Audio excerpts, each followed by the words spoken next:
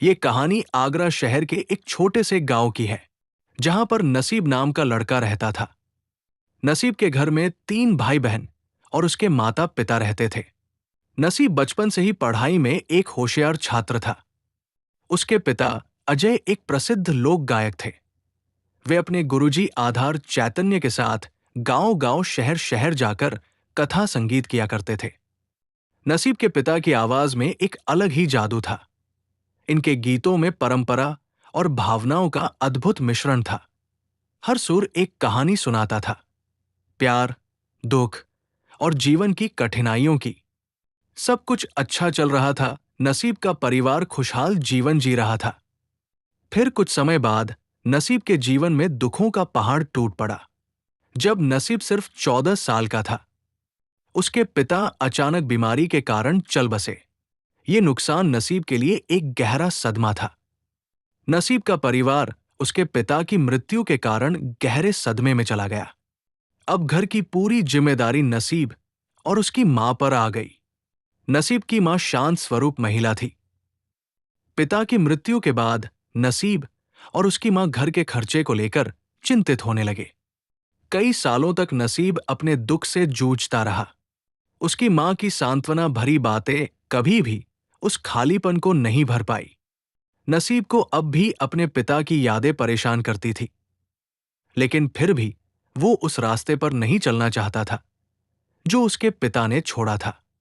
18 साल की उम्र तक आते आते उसने महसूस किया कि उसे अपनी खुद की राह ढूंढनी होगी।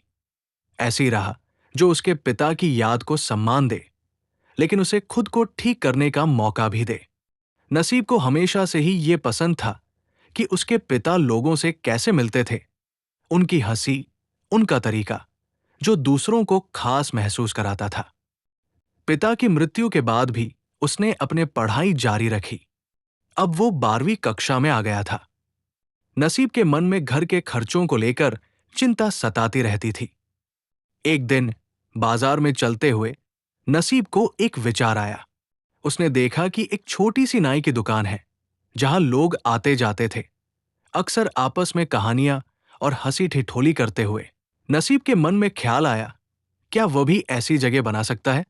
एक ऐसी जगह जहां लोग सिर्फ बाल कटवाने के लिए नहीं, बल्कि अपनी बातें भी शेयर करने के लिए आ सकें, जहां हर व्यक्ति को सुना जा सके। नसीब ने अगले कुछ सालों में हेयर कटिंग का हुनर सीखा। अब उसने स्कूल जाना कम कर दिया था। वो हफ्ते में 3 या 4 दिन ही स्कूल जाया करता था। स्कूल में न उपस्थित होने के कारण उसे उसके कक्षाध्यापक डांट भी लगाते थे। लेकिन नसीब ने अपने कक्षाध्यापक को कभी अपने घर की खराब आर्थिक स्थिति के बारे में नहीं बताया। वो शहर में एक अनुभवी नाई के पास काम करने जाया करता था। कुछ समय बाद उसके घर की आर्थिक स्थिति ठीक होने लगी। अब उसकी 12वीं की परीक्षाएं नजदीक आने लगी। वो काम करने के साथ पढ़ाई भी करता था। कुछ समय बाद वो परीक्षाओं में अच्छे अंकों के साथ पास हुआ। 22 साल की उम्र में नसीब ने अपनी खुद की छोटी सी नाई की दुकान खोली।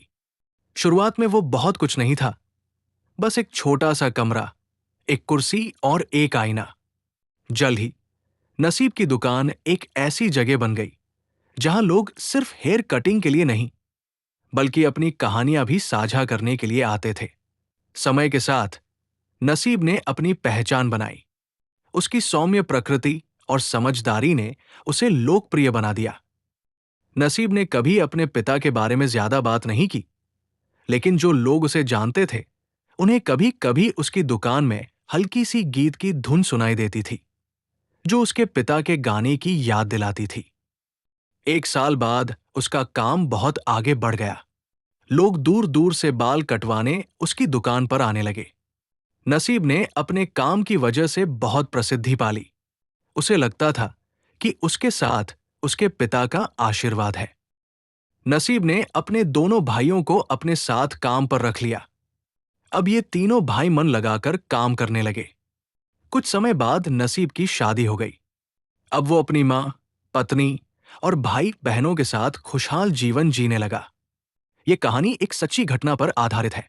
जाने अनजाने में किसी की भावनाओं को ठेस पहुंची हो तो माफ करें।